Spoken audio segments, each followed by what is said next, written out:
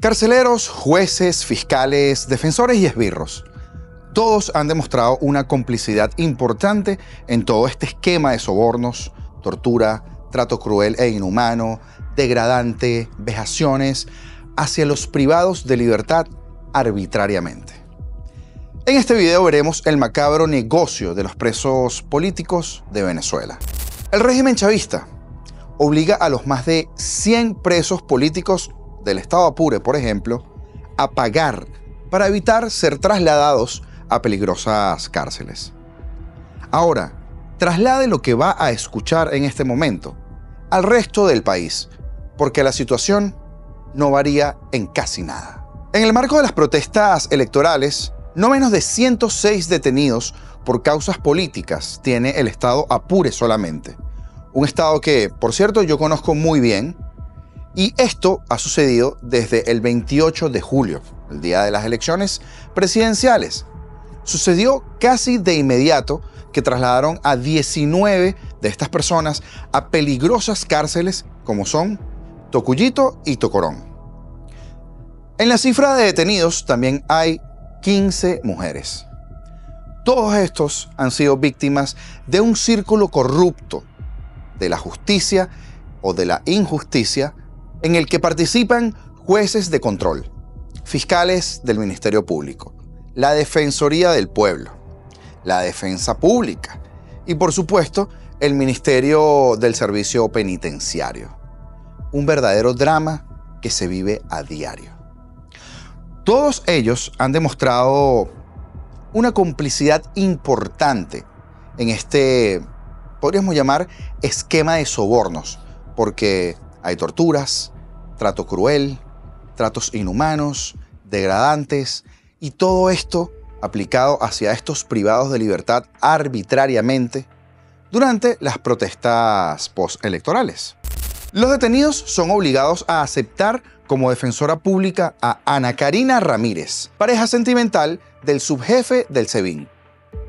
Los casos han sido distribuidos en los tribunales de control a cargo de los jueces María Milagros González Díaz, José Antonio Méndez Laprea y Rosemary Torres.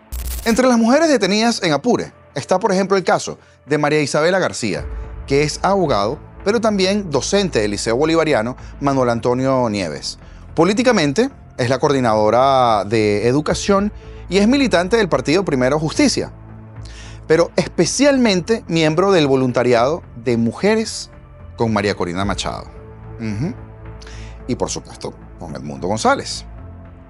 Todo esto sucede en El Orza. García fue arrestada por la Guardia Nacional Bolivariana el 3 de agosto, siendo presentada una semana después de su detención. Sin derecho, por supuesto, a la defensa privada porque le impusieron a la defensora pública Ana Ramírez. La audiencia de imputación de García fue realizada de forma telemática, como les encanta ahora, pero con alguien que dijo ser fiscal, pero aún de manera virtual, este funcionario no se identificó. Por supuesto, le violentaron todo derecho a la defensa, al debido proceso, y le imputaron delitos de terrorismo e incitación al odio. ¿Por qué? Por administrar un grupo de WhatsApp. Así de loco. Pero la verdadera razón que tiene la cuestionada administración de injusticia es enviarle un mensaje de terror al resto de los venezolanos. El chat de WhatsApp solo fue una excusa, un argumento que es simplemente vacío para decir que allí se habló mal de Nicolás Maduro y de Zoella Flores, jefa de la unidad de batalla Bolívar Chávez del sector centro de El Orza, quien para colmo, y escuche usted bien lo que le voy a decir, es la madrina de la detenida, de María Isabela García. El tribunal en función de control le asignó como centro de reclusión el comando de la Guardia Nacional Bolivariana de Mantecal. María Isabela García, además de profesional y dirigente política, es madre de 2 menores de edad, incluyendo un bebé que acaba de cumplir tan solo 1 año.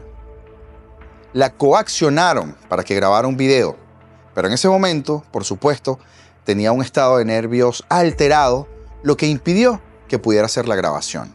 Rosa María Mota, también es otro caso de una persona que fue detenida. Ella es la fiscal provisoria 15ª del Ministerio Público, cuando el 7 de agosto de 2024 fue detenida en San Fernando de Apure. Se supo que ella estaba en la cárcel cuando el fiscal general, ¿saben? El del Photoshop, que fue nombrado por la ilegal e ilegítima Asamblea Nacional Constituyente, Tarek William Saab Halabi, lo anunció en sus redes sociales. Ustedes saben que él es el fiscal del social media. La excusa para detenerla, según Saab, es su participación en el delito de retraso u omisión intencional de funciones por actuar contrario a su deber de divulgar información de carácter reservado, permitiendo la evasión de unos sujetos que estaban siendo investigados por hechos, según él, de violencia, actos vandálicos y de desestabilización. Todo esto en el marco del caso del ciudadano sirio-venezolano Sliman Abdul Khalek. Mota no era bien vista en la comunidad apureña. Por supuesto, genera envidia en muchas de sus actuaciones. Ella tiene la particularidad de ser la sobrina de la doctora Nair Mota, coordinadora de campaña del Comando con Venezuela en el estado Apure y directora regional del partido 20 Venezuela. Qué casualidad. A quien las autoridades del régimen venezolano pretenden apresar por su liderazgo e influencia dentro de esa zona. Asimismo, la enfermera Yulenis Aranguren fue detenida por la Policía Nacional Bolivariana el 9 de agosto. Ella es la coordinadora del movimiento de Mujeres con María Corina y Edmundo en el municipio de Viruaca del estado Apure. Fíjense ustedes el factor común. Fue recluida en la sede de la Policía Nacional Bolivariana en la localidad de Viruaca, donde sus familiares han sido extorsionados por los cuerpos policiales. Pero quédese, porque todavía esto se pone aún peor. El desespero de sus familiares por buscar su libertad es porque las condiciones de salud de Aranguren son precarias, ya que ella posee patologías preexistentes al momento de su detención, o como yo prefiero decirles, secuestro. El presidente del circuito penal del estado Apure, desde abril pasado, es José Mauricio Muñoz, quien hasta ahora no ha tomado decisiones para frenar lo que ocurre con los arreglos económicos en el marco de estas detenciones. Esos cobros están liderizados por la juez de control María Milagros González Díaz y el juez Antonio Franco.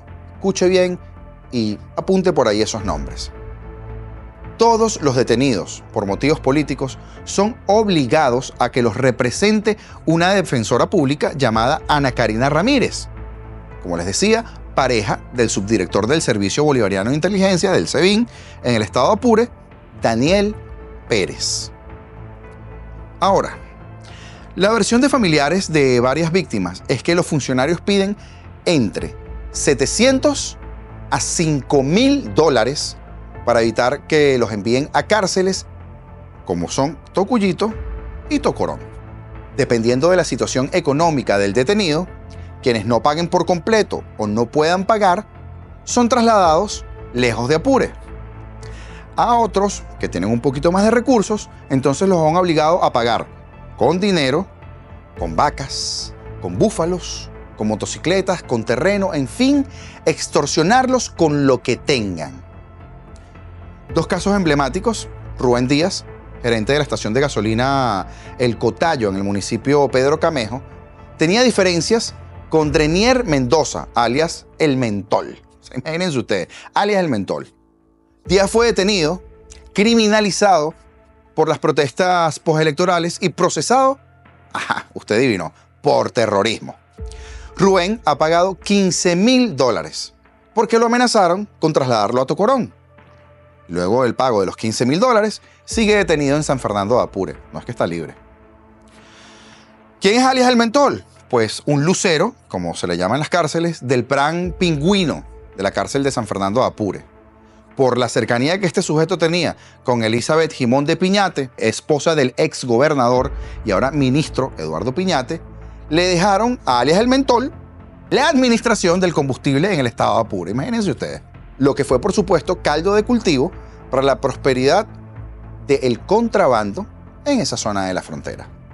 Otro caso es el de Sliman Abdul Khalek, que les había mencionado, ciudadano sirio-venezolano detenido el 28 de julio. Sliman tenía un dron en la terraza del hotel de su papá, con el que estaba tomando fotografías y filmando videos de los principales centros electorales de San Fernando de Apure. Él viene de una familia con amplias relaciones de apoyo al gobierno de Nicolás Maduro, pero en el pasado tuvieron enfrentamientos con el entonces gobernador, el coronel Ramón Carrizales. Y como siempre digo en este tipo de casos, así paga el diablo a quien bien le sirve. El sirio Sliman ha tenido que pagar, o sirio-venezolano Sliman ha tenido que pagar $32.000. Lo metieron preso en las instalaciones de la Policía Nacional Bolivariana en Apure. En los tribunales le quitaron el delito de terrorismo, pero sigue preso. Pero, ¿qué es, por ejemplo, Tocuyito? Porque quizás haya personas viendo este video que digan, bueno, no entiendo muy bien de qué va esto. Bueno, para estas personas que no están familiarizadas con la realidad de este centro, por ejemplo, les voy a comentar algo. El Observatorio Venezolano de Prisiones ha descrito recientemente el drama que se vive en ese infierno, que no es distinto al de Tocorón o al de otros tantos centros de reclusiones o de torturas. Este es el relato. Después de 2 meses y 9 días, Derica pudo ver a su hijo por primera vez desde su detención. No hubo abrazos, no hubo besos. Solo una mesa ancha en medio de ambos, que evitaba que al menos esta madre pudiera tocarle un dedo al joven. Detenido este chico durante el contexto de las manifestaciones postelectorales en La Guaira. El joven no miraba a los ojos a su mamá. Y aunque ella trató de darle fuerzas, pidiéndole que tuviera fe porque pronto estaría libre, él le contó que la cárcel de Tocuyito es un verdadero infierno. Le dijo, mamá, esto no se lo recomiendo a nadie, esto es un infierno. La comida es malísima, uno se la come obligado porque no se quiere morir de hambre. En la celda nos tratamos entre nosotros bien. Algunos custodios te tratan bien, otros no, decía. Cuando los familiares logran ver a sus seres queridos, no los reconocen por la situación en que están. Los ven desnutridos y pálidos. La atención que brinda el Estado a los privados de libertad debe ser integral en cualquier lugar del mundo, con derecho a la alimentación adecuada, a la salud, a los estudios, a la cultura, por supuesto, el esparcimiento. Pero no. Sobre la alimentación de los detenidos, en el contexto de las manifestaciones, trasladados hasta la cárcel de máxima seguridad en Tocuyito, estado Carabobo, los familiares, por supuesto, están preocupados. Los custodios no reciben paquetería de los parientes, ni medicamentos para los enfermos. Las madres consultadas por el Observatorio Venezolano de Prisiones contaron que los privados de libertad comen una arepa seca y delgada, almuerzan pasta con carne o arroz, que por supuesto muchas veces tiene gusanos, y también denunciaron que le dan agua solamente 2 veces al día. Imagínate tomar agua, algo tan básico, y que no lo puedas hacer cuando puedas, cuando lo necesitas o cuando quieras, sino 2 veces al día. De acuerdo con las denuncias recogidas, hay privados de libertad que presentan, por supuesto, dolores estomacales, evacuaciones constantes, o al contrario, pasan hasta 15 días sin poder ir al baño. Una de las madres relató, tuve que llevarle a una enfermera a mi hijo. La comida que reciben los jóvenes detenidos que fueron trasladados hasta la cárcel de Tocorón, en el estado de Aragua, también es deficiente, a juicio, por supuesto, de cualquier persona con 3 dedos de frente. Además, consumen agua que no es potable. Me dice que se siente mal del estómago, que el agua la tienen que colar porque no es potable. Ni a un perro se le da agua así. Yo no quiero visitar a mi hijo a través de un vidrio, lo quiero ver libre y sano. Esto lo contó Yuleisi Romero acerca de su hijo. Yuleisi quien es enfermera, vive en La Guaira. Visitó a su hijo en Tocorón después de más de 2 meses sin verlo. Tras un viaje de 3 horas, pudo ver a la joven tan solo 10 minutos, tiempo que le permitieron los custodios. Adicionalmente, se gastó $25 entre el pasaje y la comida. Están recluidos en condiciones inhumanas. No tienen derecho a tomar agua las veces que quieran. La cena es a las 4. Es mentira que hacen deporte. Los sacan al patio. Están 24 horas encarcelados en una celda y los sacan a veces 10 minutos uno que otro día. Mi hijo es moreno, decía ella, y ahora está amarillo. Él lo que hace es dormir para no pensar. Está en una celda con 2 personas y tiene un solo uniforme para toda una semana.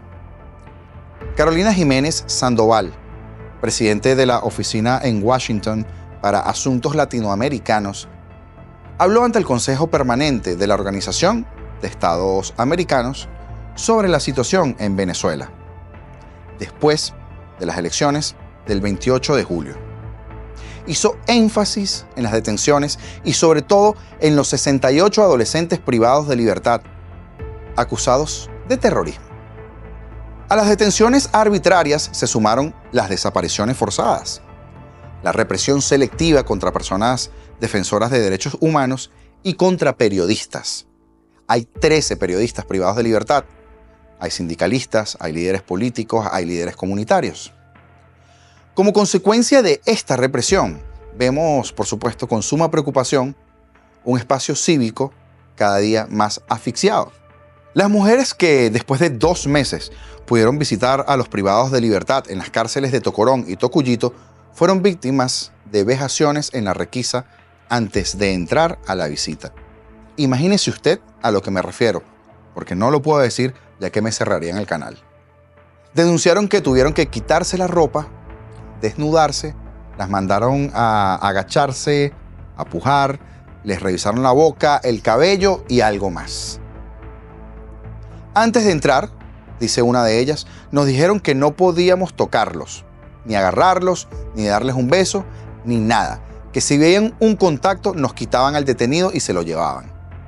En todo momento, tenemos un custodio en la espalda de cada uno. Las mujeres salieron de la visita sin saber cuándo podrán ver a sus hijos y familiares nuevamente.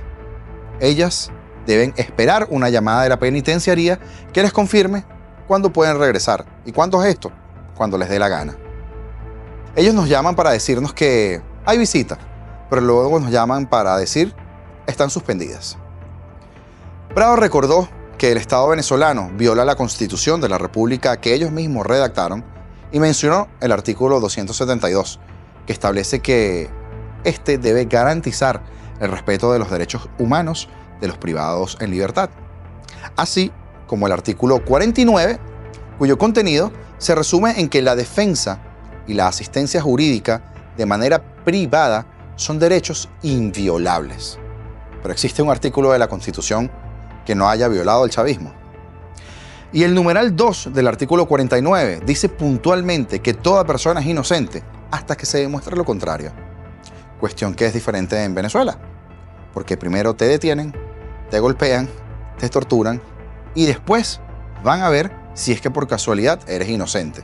Y por supuesto, si lo eres, no te dan la libertad. Otra violación es la del artículo 44, que apunta a que los detenidos tienen derecho a comunicarse de manera inmediata con familiares, abogados o personas de su confianza. Aquí tampoco se respeta ese principio en vista de que imponen la defensa pública y los familiares no se comunican oportunamente con los internos. El miércoles 3 de octubre, el Comité de Madres en la Defensa de la Verdad, conformado por familiares de los privados de libertad en el contexto de estas manifestaciones de Caracas y La Guaira, entregaron un recurso de amparo ante el Tribunal Supremo de Justicia, en el cual denunciaron las violaciones a los derechos de estos adolescentes y estos jóvenes, que no olvidemos, por cierto, son el futuro de nuestro país. Exigimos el derecho a la libertad plena, a la nulidad de todos los cargos, el derecho a la defensa privada y de confianza. En la Defensoría solo nos dicen que esperemos y que tengamos fe, que es un trecho largo. También el 26 de septiembre entregaron una carta al Ministerio Público dirigida a Tarek William Saab para exigir la libertad plena de los jóvenes. Sin embargo, tampoco han recibido respuesta. Debe estar el fiscal muy ocupado en el Photoshop. Prado recordó que el Ministerio Público y la Defensoría del Pueblo violan el artículo 51 de la Constitución de la República, el cual indica: toda persona tiene el derecho de representar o dirigir peticiones ante cualquier autoridad, funcionario público o funcionaria pública, sobre los asuntos que sean de la competencia de estos o estas, y de obtener una oportuna y adecuada respuesta. Quienes violen este derecho serán sancionados o sancionadas conforme a la ley, pudiendo ser destituidos, y ya me fastidié del lenguaje inclusivo, del cargo respectivo. En Venezuela, las detenciones políticas han dado lugar a un macabro negocio que expone la corrupción y el colapso moral del sistema de justicia. Jueces, fiscales, defensores públicos, cuerpos de seguridad, todos actuando como cómplices en un esquema realmente perverso, donde la vida de los detenidos son simplemente monedas de cambio. Las víctimas privadas de libertad de manera arbitraria son sometidas a tratos crueles e inhumanos, enfrentando torturas físicas y psicológicas, mientras que sus familiares son extorsionados para evitar traslados a cárceles más peligrosas, como lo son Tocuyito o Tocorón. Este círculo corrupto no solo busca castigar a la disidencia política, sino perpetuar un régimen que se sostiene sobre un sistema judicial completamente corrompido. Cada uno de los actores involucrados, carceleros, jueces, fiscales y defensores públicos, defienden con ferocidad al régimen de Maduro, porque si él cae, ellos también lo harían. Su impunidad depende de la continuidad de una dictadura que los protege a cambio de su lealtad incondicional. Así, el negocio de las detenciones políticas no es solo una herramienta de represión, sino también un mecanismo de enriquecimiento ilícito y de control social. Los casos de sobornos, los casos de extorsiones, que pueden llegar hasta los $32.000, son solo una muestra clara de cómo el régimen ha creado una maquinaria para destruir vidas y también para perpetuar el miedo. En este contexto, la justicia se ha convertido en una farsa, un espectáculo grotesco que busca silenciar a quienes se atreven a desafiar el poder. No podemos olvidarnos de estas personas. Comenta si quieres una nueva entrega de este drama de las cárceles, conociendo más casos del macabro negocio de los presos políticos en Venezuela.